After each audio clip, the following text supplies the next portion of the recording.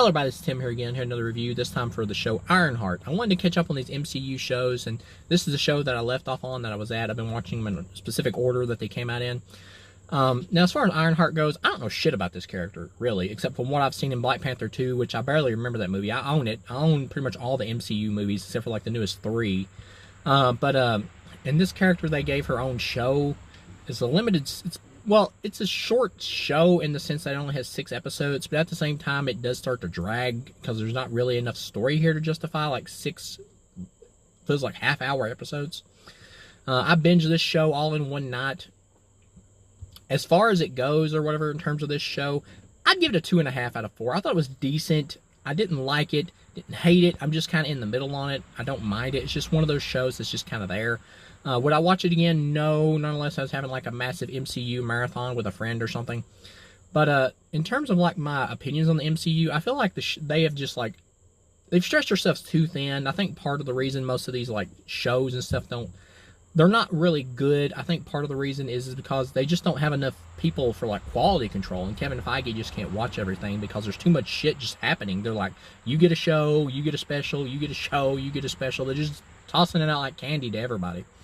But in terms of the acting, I think the acting in this is fine. The chick who plays like Ruby Williams, the Ironheart character, I think she does good. She's fine.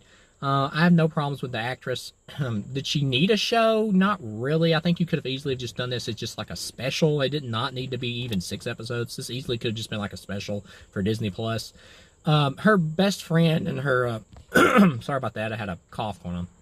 Her best friend and her father were killed in like a drive-by shooting.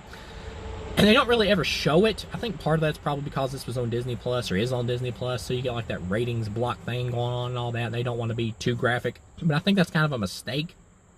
I think actually starting this out with their friendship and all that, and like showing her getting killed and her father getting killed, really would have added to like the emotional depth of this character throughout the rest of the show, instead of like showing bits and pieces and never even really showing her actually dying.